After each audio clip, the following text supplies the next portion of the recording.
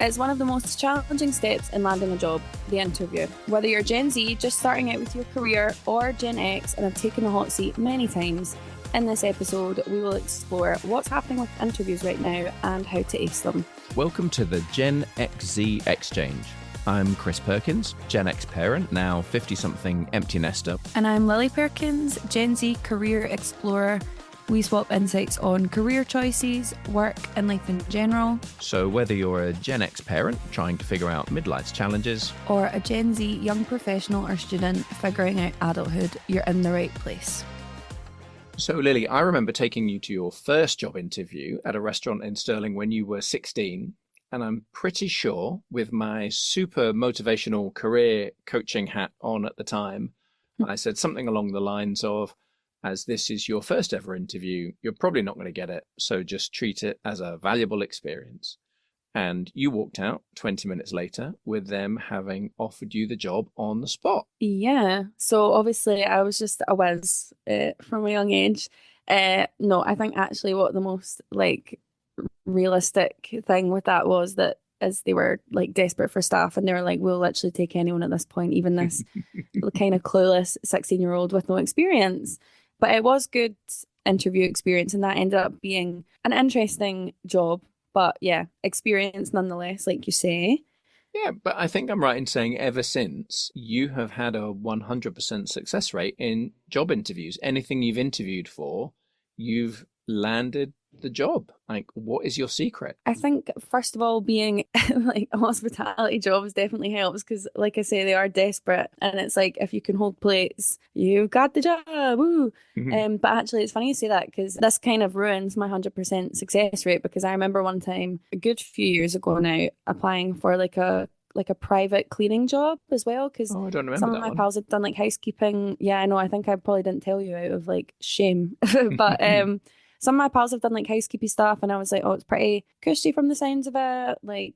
It'll be chill. I would think I was being a bit naive comparing their cushy hotel housekeeping jobs to this private cleaning company, and it was genuinely a humiliation ritual. It was the most embarrassing experience of my life because the woman could not be less arsed with me. I was doing nothing right. She was very specific about the way she wanted things done, and it was going in one ear and the other for me. So not so much an interview, but that kind of ruins my 100% success rate, unfortunately. But nearly 100%. Yeah. Right, cool. But you must have been to loads of interviews. So what's your experience been like? Yeah, I think I'm a pretty good interviewee. I certainly don't have a 100% success rate, and don't worry, you won't forever. But I've probably got more jobs than I've lost at interview. Mm-hmm. I don't think I've ever had a real nightmare interview, but I did get down to the final stage for a really big job at one of the big four consulting firms. And the hiring manager, one of the partners, said the final interview was with another partner for cultural fit, and that it was just a formality. And I thought it had gone well, but then I was totally ghosted after that. I think I had to chase them for about 4 weeks to get a response, which eventually was just, the other partner didn't think you were a good fit, and you can't do anything with that. And I think looking back, one of the reasons I didn't get it was because I was probably treating it as if it was a formality. And what I learned was it's never a formality. Until you sign the offer acceptance, you have to bring your A game to every interview you go to. Yeah, so no slacking, no chilling. They lured you into a false sense of security, and you fell for the trap. You took the bait. Yeah, I thought I'd got through all the big hurdles, and this was just a nice chat, but clearly it wasn't. I was being assessed, and it shame about the ghosting as well, because even just a little email, I think, would have been nice in that situation. Well, yeah, that wasn't great in terms of candidate experience, but no, the interview, I just misjudged it. Yeah. So you raised this as a topic because you said some of your friends have found some interviews difficult. Others have just graduated. They're now going for jobs. They're really nervous about how to handle the interview. What sort of questions or worries are coming up from your friend group? I would say for a lot of them, just general uncertainty about what kinds of things are going to be asked, what employers are looking for, how to come across well and confident. For me, definitely I suffer from getting really nervous, and I think it comes across in my voice and my body language. And then also you're told you kind of have to sell yourself and big yourself up a bit, but I feel like a lot of my generation are a bit nervous about then coming across a bit cocky or arrogant. So, yeah, those would probably just be the general things. Okay, yeah, we can cover those. And what about for mid-career people, Dad? What are you hearing from your group? I think there are two key things. I think in the career coaching work we do, we see a lot of people who've been with their employer for a long time, so they haven't interviewed externally for maybe several years, and they're really nervous about what is a job interview like these days, like what's the Mhm. etiquette. And the second thing is right now, a lot of people are being laid off due to changes across their whole industry.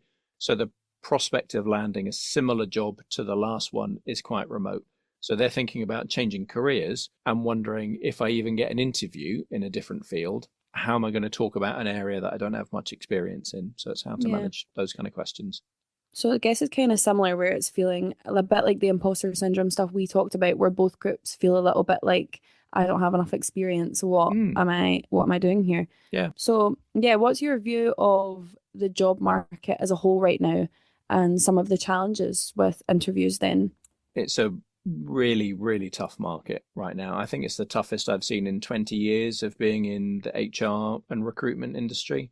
Yeah. And some of the stats would say that you only have an 8% chance of getting an interview right now. That's 8% just for the interview. Yeah, that's not to get the Mm, job. That's just so for every, like, 100 applications, you yeah. will get asked for an interview like 8 times, which isn't much. Nope. That's down a third on what it was 5 years ago before the pandemic. So that really puts the pressure on to make it count. Yeah. But to take some of that pressure off, once you get to interview stage, you have a 1 in 3 or 1 in 2 chance of getting the job if you progress beyond that first interview. I mean, sometimes you can get an offer after just one interview, but if it's going to go further, there's a good chance that that could result in an offer. But what we're also seeing in the selection process is that it's taking longer and it's more involved. So from what used to be a couple of weeks to maybe 30 or 40 days and multiple interviews, sometimes like 3 or 4 rounds. Yeah, what a headache. That's full on. Yeah, that leads to interview fatigue, or a really good candidate just gets disengaged with the potential new employer, because you've got to remember interviewing is a two-way street. Hmm. So the most common formats for interviews are the phone screen as an initial first sift of good applicants, and then the structured interview where they ask a series of set questions, which is pretty much standard now. It's not going to be a friendly chat, which is what a phone screen can feel like, although that's not what the phone screen is. We'll come back to that. And then there's behavioral interviewing, which is often part of a structured interview. Panel interview, where you're interviewed by several people at once, is less common now, but it is still used quite a bit in the public sector. Or if there's a presentation, you might be presenting to several people. That sounds like my worst nightmare. If there's just like a table of people sitting listening to me trying to like big myself up. So good, it's slightly less common. It can be pretty intimidating. Yes. Plus, around 8 out of 10 times, this is going to be a virtual interview now on a video chat like Zoom or something, or even an automated system where you record your answers and someone reviews it later. So you're not even speaking to another person. So that can be a bit disconcerting. And to make things even more scary, a lot of companies are using AI to analyze everything you say and do in these video interviews. How many times you say, your level of eye contact, even micro expressions that give away how stressed or Oh confident my you are. God. So it's tough. It sounds like a Black Mirror episode, actually. It sounds like something that I would have watched on Black Mirror maybe like 5 years ago, and now it's kind of like normal.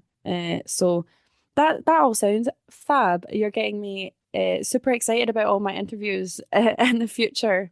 Well, I think it's the fact that this technology isn't going to go away. Yeah. So we've all got to learn to operate in this environment, which is different to, what traditional interviews are. Yeah. So yeah, it's pretty wild. But the good news is, with a little bit of knowledge on what we're heading into, you can plan for how you can come across as best you can, and hopefully better understand what it takes for candidates to be successful. So you're more successful than the others who are less prepared, who haven't listened to this. Yep. Okay, well, that's all really good to know. So let's get going. I don't think we're going to have time to cover the panel interview stuff and the presentations we're talking about, but if we concentrate on the others, then hopefully we can be preparing for the best and beating the competition here. So, yeah, you said the phone screen usually comes first. Shall we start with that? Yeah. So When I was first trained as an interviewer, which was a long time ago, there was a piece of advice I was given about what the interview needs to uncover that I think still holds true. And Hmm. that is that the purpose of the interview needs to establish three things. Can they do the job? Will they do the job? And will they fit in?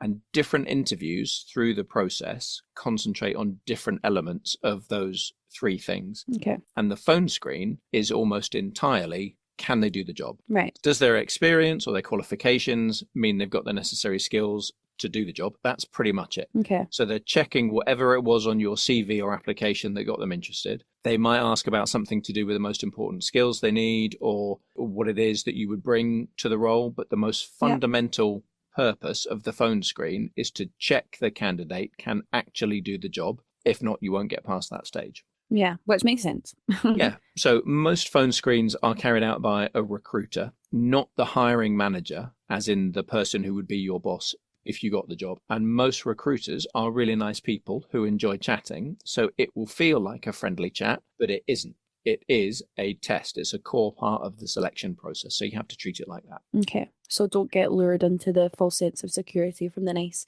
bubbly, friendly recruiter person and still bring your A game, basically. Absolutely. Even Cool. though they will build a bit of rapport, they will sort of help you sort of settle in, it's still something they're sort of assessing you against. Can this person, have they got the core skills to do the job? Is it worth me speaking to the manager about this person? Okay, cool. So the recruiter might get into some aspects of will they do the job. So, for example, are they looking to work for the pay that we're willing to offer? Can they do the commute easily to the place of work? And really importantly, will they do the job because they've got some kind of motivation to do so? So what you need to imagine is the recruiter going back to the hiring manager with a report on each person they've spoken to over the phone. So this person's really great, got loads of experience, a good understanding of what the job involves, willing to work for what we're paying, lives nearby, really keen to work for us because of X. So it might be that like they love the brand or they want to develop in the areas this job offers. They're really driven to work for a company like ours. That's what you want them to be saying about you. Okay. Yeah. If you don't tick all of those typical boxes for the recruiter, they don't have a good report on you to give the hiring manager. So it could be like, yeah, Lily was lovely. We had a really nice chat, but she didn't give me too much to go on regarding what her skills are and why she wants the job. Yeah. So the hiring manager is just going to say, okay, let's reject her and move forward with the others. And yeah, me just saying, give me the job because I have bills to pay and shoes and bags I want to buy. I feel like that wouldn't be good Not enough reasons. really going to convince them. No. Gotta zest it up a bit. Okay, got you. Okay, what next? So to go back to the three things about interviews, the phone screen has almost nothing to do with will they fit in. Right? That's for later on, and that's probably more the hiring manager. So don't think you need to get on with the recruiter and be their best friend. That's not what this stage is about. You need to download the key information for them to tell the hiring manager, you have to interview this person. They're a really strong candidate. So that's what you need to focus on. Right, got you. So, okay, that's cool. We're through the phone screen. You've made yourself stand out in that stage. So then what next? Is that the interview with the hiring manager? Almost certainly. Yeah. So first proper interview with the hiring manager. And which of these three interview things do you think they're going to be assessing you on? Well, we've done the can you do the job part. What was the other two? Probably not the fit in. What was the middle one again? Will they do the job?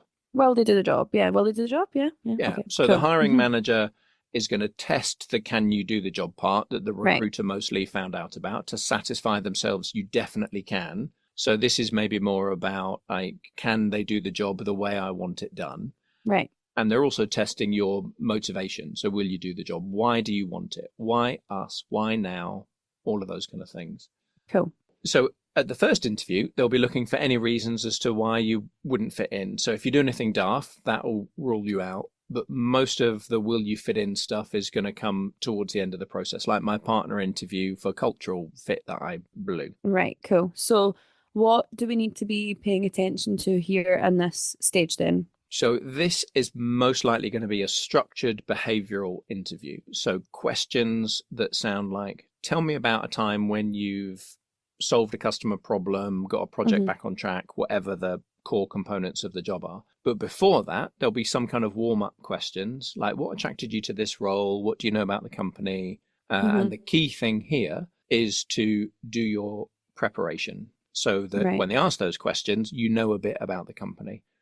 Yeah, because there's nothing worse than being asked those kind of like situational things, and then all of a sudden your mind goes blank and you've forgotten like every experience in your life up to that point. So like preparation, get the flashcards out. I think actually we did do flashcards for my little first job interview, and clearly that worked. Well, So there you go. Yeah.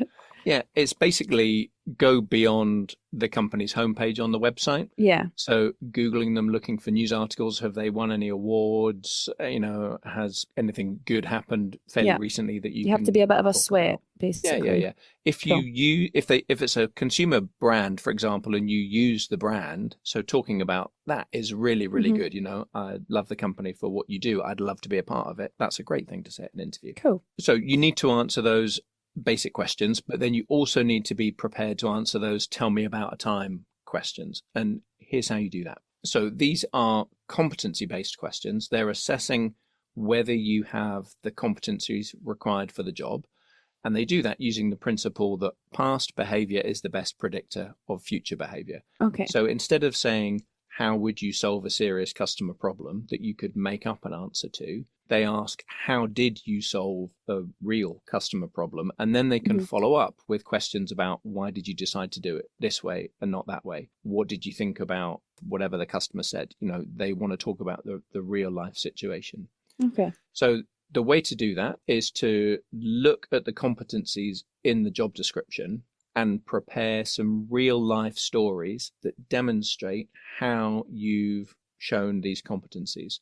So you don't need a different story for every question, but you should have about 4 to 6 core stories about things that you've done that you can use for a variety of these competency based questions. And it's fine to use one story to answer a couple of questions. You just don't want to have one story that you use to answer everything. There needs to be a bit of Right. variety in there.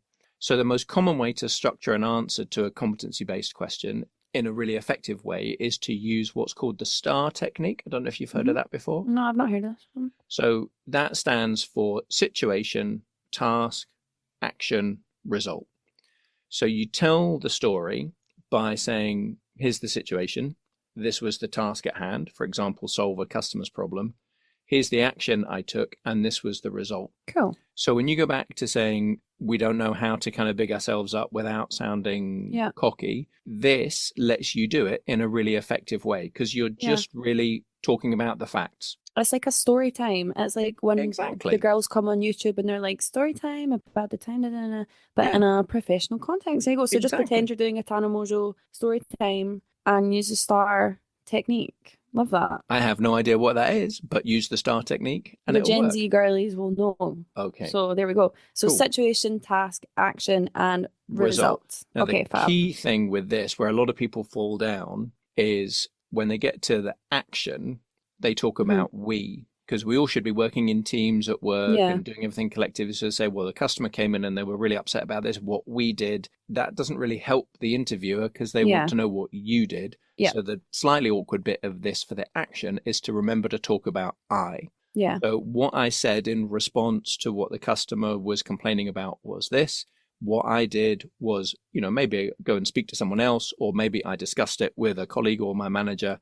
Then I went back to the customer and said, here's what we're going to Yeah. do to solve the problem. If you keep talking about we, That's a bit useless. the interviewer doesn't know, well, what did you do? What did the manager do? So Yeah. keep talking about I. Okay, so keep it focused on yourself, do the story time, do the star technique, and then that's good because I get what you mean. It makes it less difficult to kind of big yourself up because you're not having to say, well, I came in and saved the day and I was so perfect and amazing. You're just describing, it's like the showing, not telling thing. So that's a good Exactly. approach to take. That sounds good. Yeah. Now you can expect some follow-up questions because you don't want to go on for 10 minutes, but Yeah. you just keep it to, okay, here was the situation, this is what needed to be done, this is what I did, this was the result. And then Hmm. you leave the interviewer to come back with whatever they want to find out more about. Hmm. So they might have some follow-up questions like, well, what would you do differently next time? Or what other actions did you consider and why did you reject them? That kind of thing. They want to Okay, know cool. what you're thinking and why you behave the way you do. Okay, cool. So got that. So we come up with some stories, and then we can use them to answer multiple competency questions, but not one story for everything. Yeah. So then I guess the next thing I'm wondering is, what if we are Gen Z and maybe don't have a lot of work experience to draw from for these stories? What can we kind of do in that situation? So don't worry about that. Remember, they're looking for evidence of the competency, not necessarily the exact experience you'd need in the job. Okay. So say you were going for a job in an office and it was going to involve speaking to customers. If the question was about solving customer problems, you can talk about all the experience you've had solving customer problems in bars and restaurants. That's still Yeah. valid. Yeah.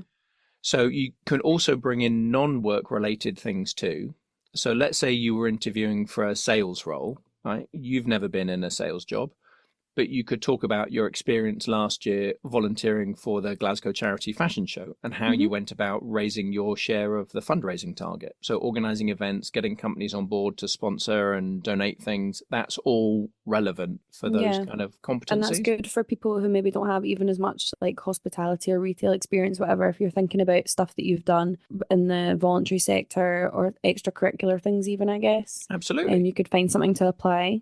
Yeah, So, yeah, but this could also be from school or yeah, uni. yeah. So if the job was about project management and you had Mhm. absolutely no work experience, you could talk about how you've managed group projects at school or university. That's relevant. Organizing Fab. people, managing to deadlines, all of those kind Hmm. of things. Or you could think more creatively. So if there was a question about a time you've had to learn a new skill, you could talk about learning to sew, for example, with a sewing machine and what you did Hmm. to learn the techniques, how did you measure your progress, all of that stuff. That could be a relevant example for a competency based question.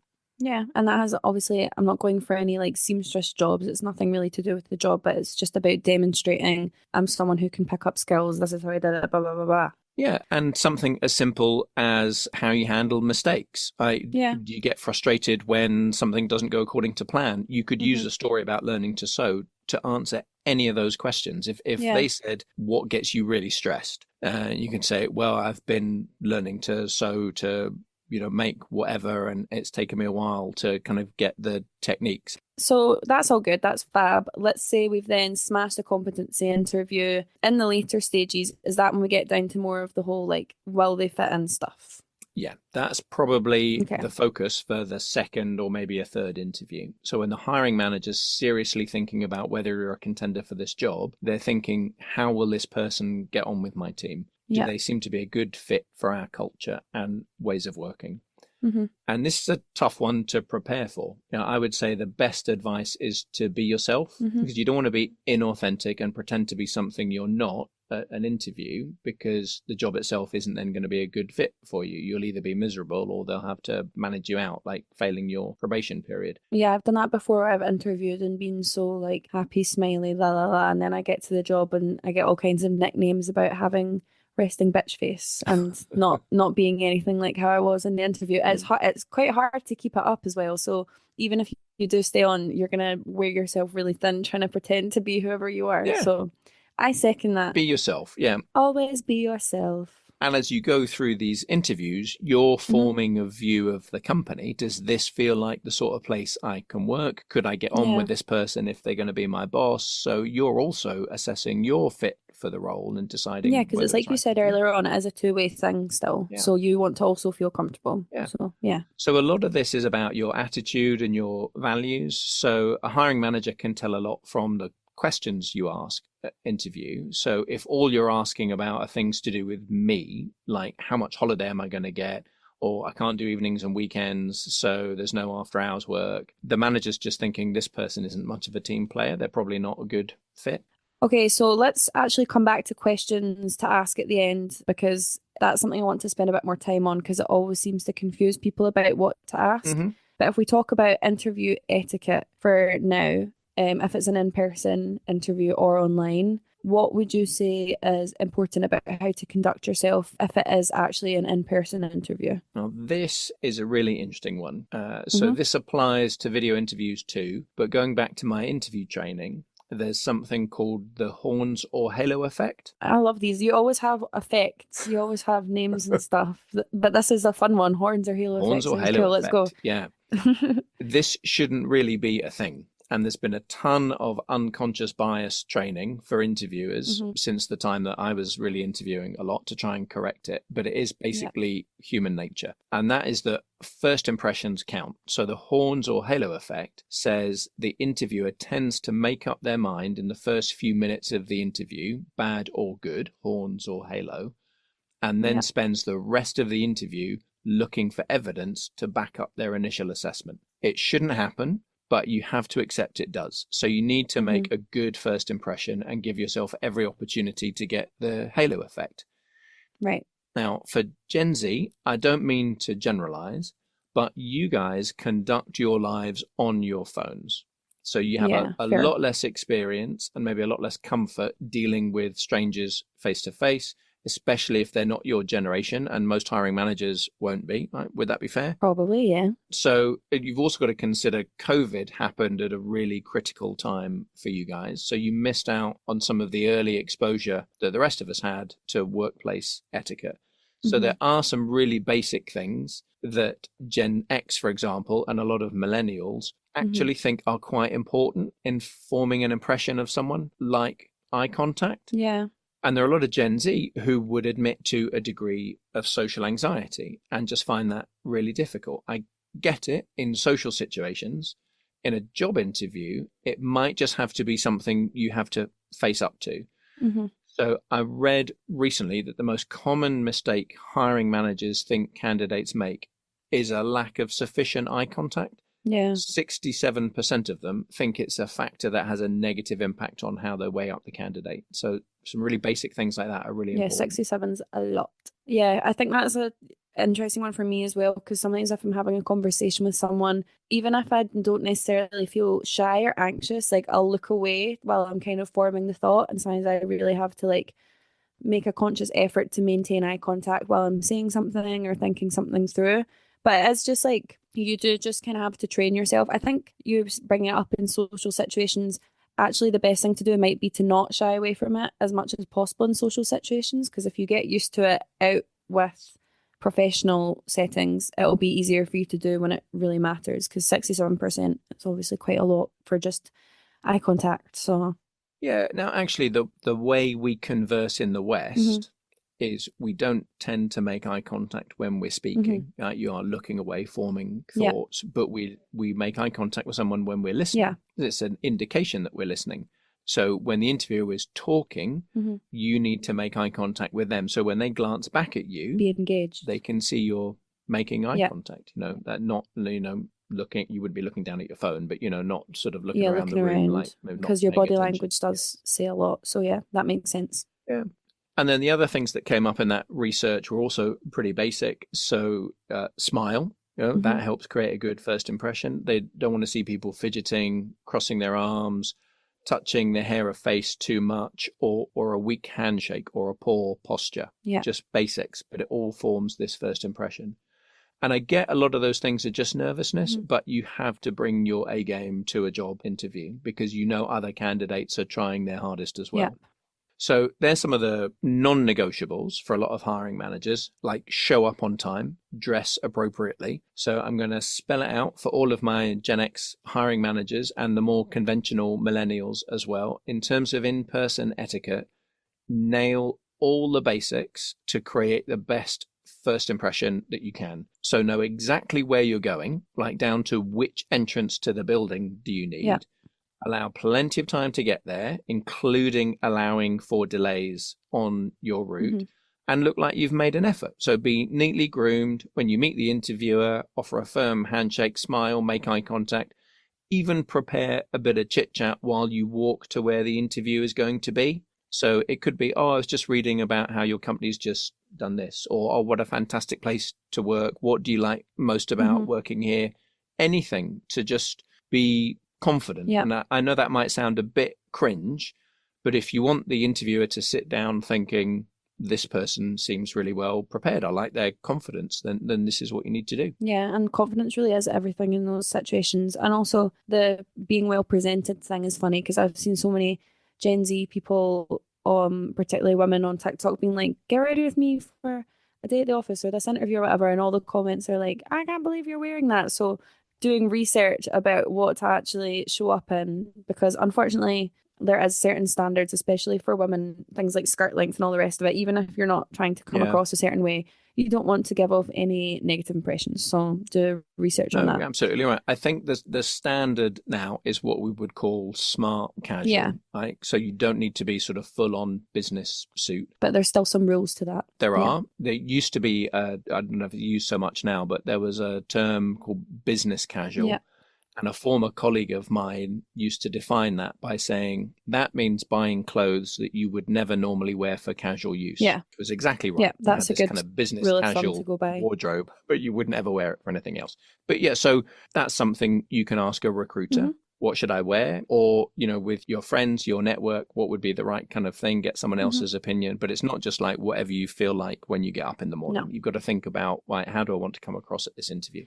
Okay, cool. So I feel like that was a pretty good rundown of the in-person stuff. So how about now we move on to online and Mhm. what we might need to be aware of with online interviews? Yeah, so around 80% of companies use video interviews. So it's now pretty much standard, like a Zoom Hmm. call, or it can be an automated system where it asks you questions, you record an answer, and that can be a bit disconcerting. So you've got to be prepared for that. Either way, the key thing is to get comfortable with being on camera. Yeah.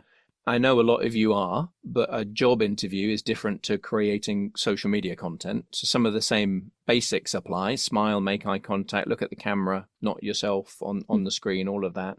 And just being there, as with an in-person interview, just turn up on time. So test the tech in advance, organize a well-lit space, have a tidy neutral background, raise the camera up a bit so it's at eye level so people aren't kind of looking up your nose. No one wants to see the bats in the cave. No, no, absolutely not. Sit upright, use deliberate gestures in front of the screen, all of those kind of things. Do you want to know how sophisticated some of the AI has now got in terms of what it can monitor? I know you're going to tell me anyways. Honestly, no, because it makes me feel like I'm in an episode of Black Mirror, like I was saying earlier on, but tell me anyways, on you go. Okay, so it is a bit freaky, but I think it's good to know to encourage you to prepare thoroughly. Right. So some of the things AI can now detect and analyze are word choice, speech patterns, including ums and ers, emotional undertones, facial expression, eye movement, posture, gestures, and micro expressions that might reveal stress or confidence levels. Yeah, so I'm going to go and bang my head off a wall now. Well, some of what it will do is take all of that analysis and create a personality profile or a prediction of a candidate's likelihood to stay with the company or even their team working capabilities. I mean, it's just getting crazy what is happening now. Now, the AI won't make the decision, but it is increasingly becoming a factor that's taken into account. So there's nothing you can do about that other than prepare. Yeah. So with some platforms, you can practice and get feedback. At the very least, record yourself on your computer at home answering some standard questions like what are your strengths? Why do you want to work here? Why did you leave your last job? Why should we hire you? And watch the recording back and notice how you come across and practice again until you get comfortable with it. So my advice is don't try and learn a script or have pages of notes in front of you because that just creates too much pressure and you could get all flustered and miss something you were supposed to say. Yeah, it's probably obvious if you're like reading cues as well. So Yeah, but maybe one page of notes in front of you with your key strengths and achievements or a few bullets and memory joggers with your star stories, and that's enough. Cool. Yeah, preparation as usual. That is all pretty mind-blowing and it does make me want to bang my head against the wall. But anyways, let's say you get to all the end of that and you win against the AI and the robots and you do really well anyways. I want to come back to the questions we were talking about that should be asked at the end because I feel like that's quite an important part of things as well. So what would you say works best? I would say always have something to ask. So don't say, I did have some questions, but you've answered them all already. Show some enthusiasm and some curiosity. So let the interviewer see that you're hungry for the job. Open questions are better than closed questions for getting a bit more information. Right. you may naturally have a question about something that came up in the interview. So ask it, shows you were listening and you're interested. Like, oh, you mentioned you've got this new product coming out. What can you say about, how that might impact this role, something like that. But rather than have to come up with questions in the moment, always have a couple prepared. What I found really helps in terms of the type of questions to ask are things that help the interviewer picture you in the job. So something like, what's the team like that I'd be working with? Or what would be the key things for me to focus on in the first 90 days? That's really clever, actually. Yeah. That's like some kind of reverse manifestation. Like when people say law of attraction, you have to envision yourself in the job, like how you'd feel in the job and stuff. That's kind of like almost turning it round on the hiring manager and being like, no, you're going to manifest for me. So that's clever. Well, yeah, you're helping the hiring manager see you in the job. role. What would this person be like with the rest of my team? That's and it good. helps with those kind of cultural fit questions. I would not have thought of that, so that's good to know. Cool. Good. So assuming the interview is the hiring manager, questions that show you're focusing on helping them achieve their goals also work really well. So things like, what are the key things you need your team to deliver this year? And what would be my role in contributing to that? Right. So straight away they're thinking, oh, this is someone that wants to kind of, contribute to the outputs that I need to. Yes, as a team player. You can also ask about the culture and professional development in the role. So an interview is a two-way thing, as we've said. So gather the right information to know that it's going to be a good move for you. So asking the interviewer to describe the culture, what they enjoy about it, is also good. Or ask about what the career path is like for someone in this role. That shows you're thinking longer term. And then if they haven't already explained it, always ask about what the next steps are in the interview process. If there needs to be any more, if they need any more information at this stage, and this helps you get a feel for if things seem to be on track. Okay, cool. Does that also mean like asking, when can I expect to hear back if they've not explained that already? Is it that kind of thing? Yeah, right. Cool. Exactly. Okay, well, that is all very good insight, very helpful. I am a little bit exhausted just thinking about all of this and all the steps. So what can we say about wrapping up? So in terms of wrapping up the interview, last impressions are really important too. So thank them, say you've enjoyed the conversation, again, show some enthusiasm. Assuming you do really like the sound of the job, then say you're even more interested in it as a result of the interview and you look forward to hearing from them. Cool. If you can make one final mention of something about yourself that makes it feel like a good fit, and another, firm handshake if you're there in person, or a confident smile and wave if you're on video. Okay, cool. So how are you feeling now about job interviews compared to where we started? Actually, that was really, really helpful because obviously the interviews I've had so far have been for like student jobs and stuff, and they're pretty straightforward. Like I say, most of the time they're just like, can you hold plates? Can you pull a pint? Okay, great, you've got it. Whereas obviously when I graduate, from what I've heard from my pals that have graduated, it is a bit of a headache and they all feel a bit like they're fumbling around in the dark. So I think actually I didn't really know about all the stages before and the questions that could be asked. So that was actually really helpful in getting me started with like the prep stuff, like you've said. I knew that preparation was important anyways, and you've always like kind of drilled that in, especially the thing that you've drilled into my head is to leave as much time as possible. Like I need to be leaving like an hour before because I will get lost on the way there. I will lose something, like drop my keys and need to retrace my steps and go back for them. So that one for me, I already knew, but everything else pretty much. Because you don't want to arrive late and be flustered and rushed. Get there in good time, sit down. I don't want any of that. So I knew that part already, obviously, but most of all of that was pretty new information to me, and it was really good to hear about the kind of questions that they can ask. So thanks for that. That was really good. Cool. So that has been a lot to cover. If you have any feedback on the topic or other career-related things that you'd like to hear about, please connect with us on LinkedIn or send us a message on SpeakPipe, and the links to all of those things are in the show notes. If you've enjoyed this episode, please give us a 5-star rating or write us a wee review as well, because we love to hear the feedback and are very grateful for it.